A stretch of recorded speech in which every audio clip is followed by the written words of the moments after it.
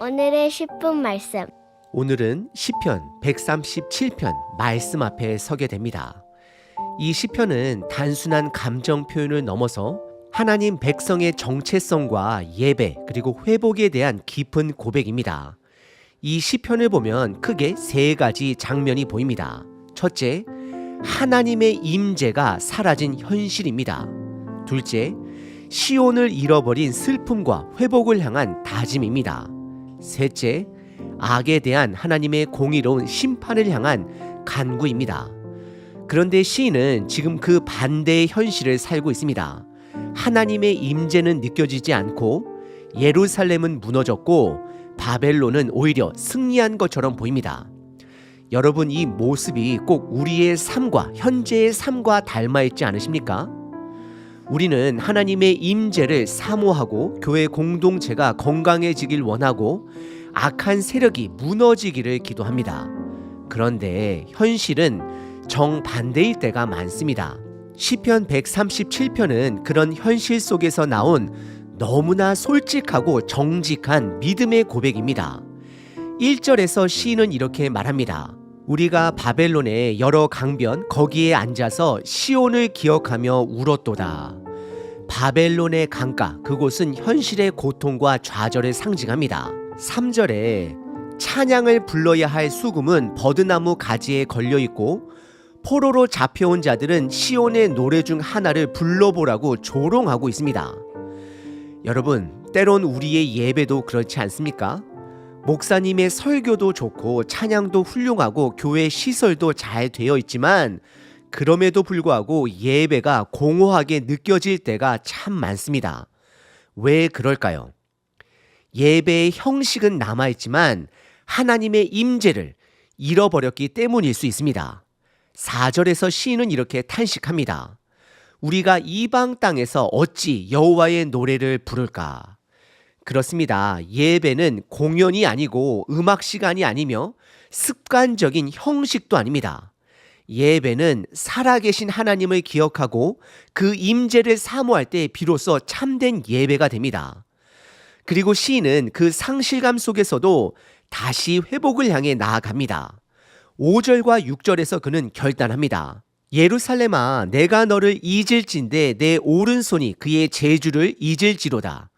내가 예루살렘을 기억하지 아니하거나 내가 가장 즐거워하는 것보다 더 즐거워하지 아니할진대 내 혀가 내 천장에 붙을지로다. 시온을 잃어버린 곳에서도 예배를 드릴 수 없는 환경 속에서도 시인은 기억합니다. 여러분, 하나님은 성경 전체를 통해 우리에게 기억하라라고 말씀하십니다. 말씀을 기억하고 은혜를 기억하고 예루살렘을 기억하는 것이 회복의 시작입니다. 오늘 우리는 세 가지를 꼭 기억해야 합니다. 첫째, 예수님께서 오심으로 우리는 어떤 상황 속에서도 예배할 수 있습니다. 바벨론 한복판에서도 직장 속에서도 고통 속에서도 우리는 하나님 아버지께 나아갈 수 있습니다. 이것이 바로 복음의 능력입니다. 둘째, 우리의 시온은 바로 예수 그리스도입니다. 현실의 교회가 눈으로 보기에는 무너진 것처럼 보여도 하나님의 나라는 결코 무너지지 않았습니다. 이미 예수님을 통해 온전히 시작되었고 그분의 두 번째 오심을 통해 완성될 것입니다. 셋째, 심판하실 분은 저와 여러분, 우리가 아니라 오직 예수 그리스도 되십니다. 요한계시록에서 명확하게 말씀하고 있습니다. 오늘 본문 8절에 보면 시인은 이렇게 말합니다. 멸망할 딸 바벨론아, 내가 우리에게 행한 대로 내게 갚는 자가 복이 있으리로다. 심판은 하나님 손에 맡겨야 합니다. 우리는 하나님의 공의를 신뢰하며 기다리는 자들입니다. 그렇다면 우리가 하나님의 임재를 다시 회복하고 이 시대의 바벨론 한복판에서도 예배자로 살아가기 위해서 어떻게 해야 할까요? 오늘 시편 137편의 말씀에 따라 세 가지 중요한 고백을 함께 나누고자 합니다. 오늘 본문은 세 가지 키워드로 구분할 수 있습니다. 첫째, 탄식. 둘째, 신앙 고백. 셋째, 호소입니다. 첫 번째는 시인의 탄식입니다. 1절서부터 4절입니다. 그런데 먼저 이 시편이 언제 쓰였는지를 살펴보는 것이 중요합니다. 어떤 학자들은 이 시편이 바벨론 포로 이후 예루살렘으로 돌아온 뒤에 쓰인 고백이라고 주장하기도 합니다. 그러나 대부분의 많은 목사님들은 본문의 흐름을 바벨론 포로기 한복판에서 기록된 것임을 지지합니다. 그 이유는 세 가지입니다. 첫째, 과거 회상과 현재의 슬픔이 동시에 존재하기 때문입니다. 1절에 보시면 우리가 바벨론의 여러 강변 거기에 앉아서 시온을 기억하며 울었도다 라는 고백은 단순한 과거 회상이 아니라 지금도 바벨론 땅에 앉아있는 현재형의 탄식입니다. 이는 단순한 기환 이후의 회상이 아닌 기환 이전의 현재의 고통임을 보여줍니다. 둘째, 예루살렘의 회복이 아닌 무너진 상태만이 강조됩니다. 5절과 6절의 고백은 예루살렘을 잊지 않겠다라는 맹세이지 이미 돌아왔다라는 표현이 전혀 없습니다. 그리고 세 번째는 복수에 대한 간절한 호소는 아직 해결되지 않은 고통의 현재성을 반영합니다. 8절과 9절의 복수의 탄식은 바벨론이 여전히 강하고 그 심판이 이루어지지 않았음을 반영합니다. 이 모든 정황은 이 시편이 바벨론 포로기 중에 쓰였다라는 것을 강력하게 보여줍니다. 이제 본문으로 돌아가 1절서부터 4절까지 시인의 탄식 부분을 살펴보겠습니다. 이 부분에서 우리가 주목할 단어는 우리입니다. 원문에서는 우리가 총 9번 반복됩니다. 이 반복은 단순한 습관적 문장이 아니라 공동체 전체의 깊은 슬픔과 정체성 상실을 강조하는 고백입니다. 시인은 지금 공동체 전체가 함께 울고 있음을 보여줍니다.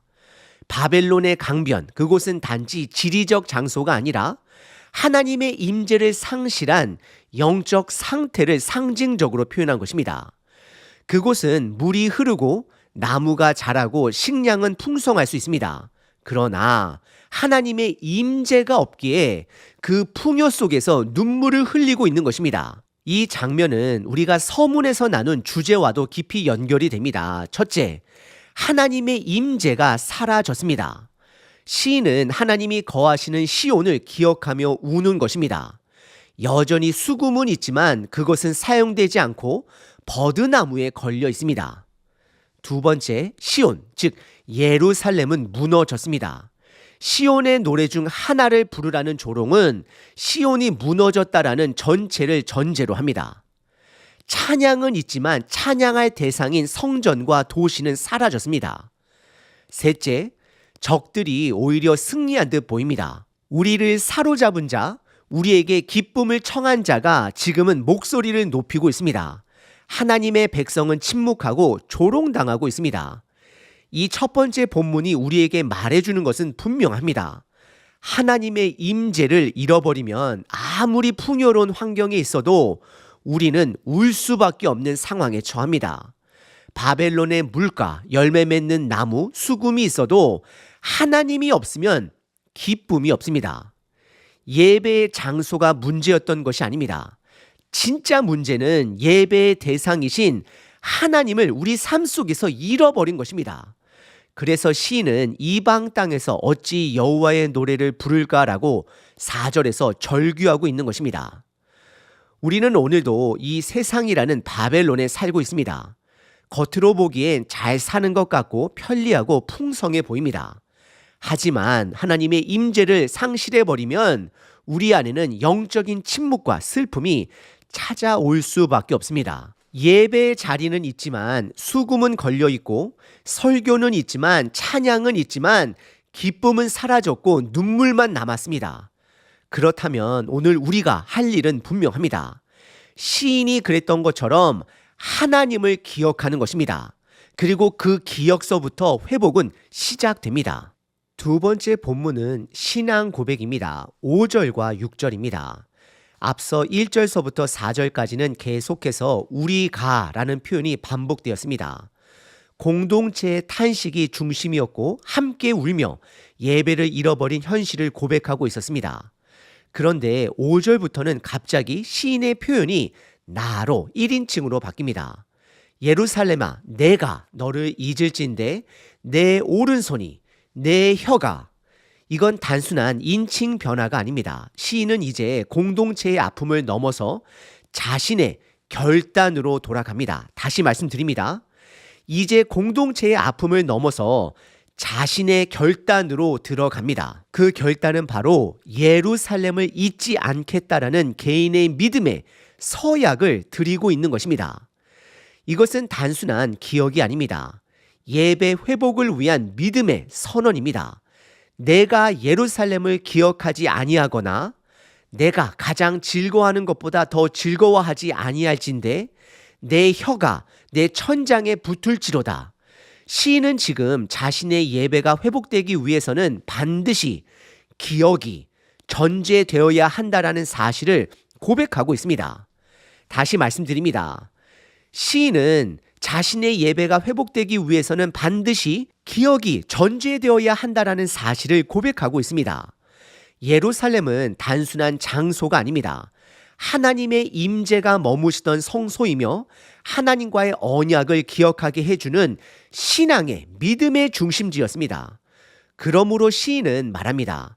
예루살렘을 잊는다면 나는 말을 잃어도 괜찮습니다. 나는 재능을 잃어도 괜찮습니다. 하지만 결코 너를 잊을 수는 없습니다.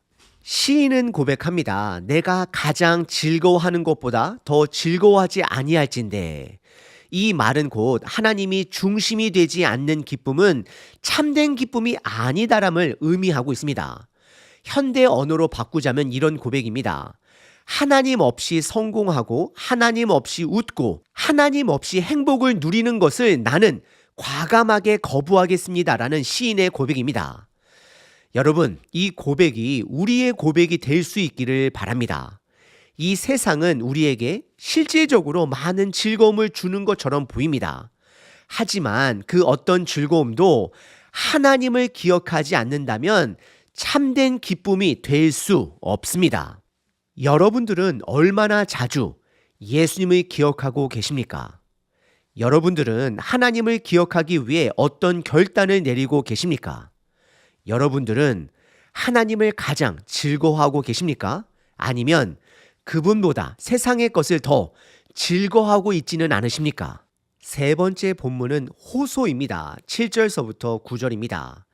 이제 시인은 눈물과 결단을 지나 하나님의 정의를 향한 간절한 탄원으로 나아갑니다.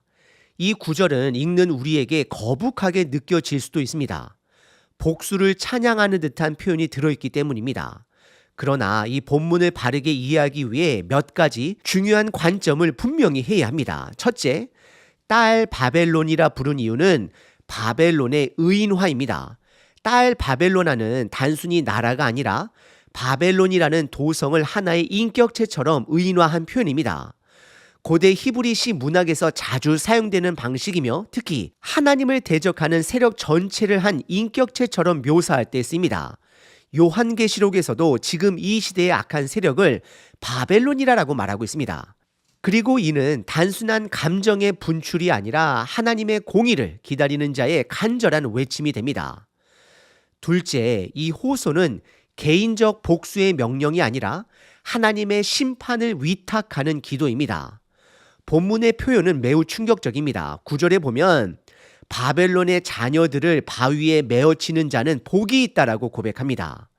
이 표현은 실제로 그렇게 하겠다라는 선언이 아니라 바벨론이 예루살렘에 행했던 잔혹한 짓이 그대로 자신들에게 돌아가야 한다는 정의의 외침입니다.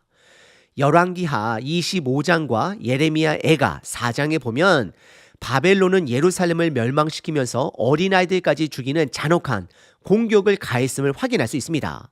그러므로 시인은 하나님의 공의가 반드시 이루어지기를 기도하고 있는 것입니다. 셋째, 원수의 멸망을 향해 복이 있으리로다라는 그 표현은 행위 자체에 대한 찬양이 아니라 공의 실현에 대한 기쁨입니다. 시인은 악인이 행한 일을 그대로 갚아주시는 하나님의 정의가 실현되기를 바라고 있는 것입니다. 즉, 이 표현은 복수의 정당화를 위한 문장이 아니라 하나님께서 공의를 반드시 행할 것이라는 신앙의 믿음의 고백인 것입니다. 서문에서 우리는 시편 137편이 하나님의 임재의 상실, 시온의 파괴, 적들의 승리, 이 세 가지 주제를 가지고 있다라고 말씀드렸습니다. 이 세 번째 본문은 그중 적들의 승리에 대한 반전의 선언입니다.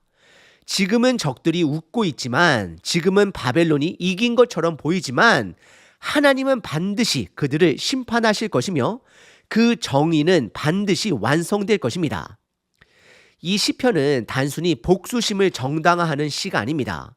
오히려 인간의 깊은 슬픔과 분노를 하나님 앞에 그대로 드러내며 심판의 주도권을 스스로 내려놓는 믿음의 표현이 되는 것입니다. 하나님의 심판을 신뢰하는 사람은 자기 손으로 갚지 않고 하나님께 맡깁니다. 그런 삶이 평안한 삶이고 복된 삶입니다. 오늘 시편 기자는 바로 그것을 보여주고 있습니다. 오늘 시편 137편은 우리에게 이렇게 말해주고 있습니다. 하나님의 임재를 잃어버린 백성은 찬양할 수 없고 기억을 잃은 신앙은 무너진다라는 것입니다. 눈물로 시작한 시편은 기억의 결단을 지나 하나님의 공의에 대한 신뢰의 호소로 마무리됩니다. 공동체의 울음이 개인의 고백이 되었고 결국 하나님의 심판에 대한 믿음으로 이어졌습니다. 우리가 하나님을 잃어버리면 아무리 풍요로운 세상 가운데 있어도 예배할 수 없고 기뻐할 수도 없습니다. 하지만 하나님을 기억하면 바벨론과 같은 상황의 한복판에 있을지라도 다시 찬양할 수 있습니다. 그런데 여러분, 이 시편이 말하는 잊지 말아야 할 예루살렘은 이제 우리에게는 바로 예수 그리스도이십니다. 예수님은 하나님의 임재가 완전히 끊어진 것 같은 십자가 위에서 우리를 대신해 철저한 외면과 고통을 감당하셨습니다. 그분은 우리 대신 잊으심을 당하심으로 우리가 하나님을 영원히 기억할 수 있도록 하셨습니다. 무너진 시온을 다시 세우시는 분, 잃어버린 예배를 다시 회복시키시는 분, 바로 그분이 예수 그리스도이십니다. 그러므로 우리가 회복해야 할 가장 중요한 것은 지금의 현재 우리가 처한 상황이 아니라 잊혀진 예수님을 다시 우리 삶 속에서 기억하는 믿음의 고백입니다. 하나님, 오늘 하루도 예수님의 죽으심과 부활을 다시 기억합니다. 그래서 저의 정체성은 내가 처한 상황이 아니라 하나님의 말씀 안에 있는 하나님의 자녀임을 선포합니다. 오늘 하루도 바벨론과 같은 현실이 저를 누른다 할지라도 예수님을 기억함으로 굳건하게 서는 자 되게 하소서. 예배가 사라진 시대 한가운데서도 하나님의 임재를 사모하는 예배자로 살게 하소서. 나의 반석이신 예수 그리스도의 이름으로 기도드립니다. 아멘. 항상 기뻐하라. 쉬지 말고 기도하라. 범사에 감사하라.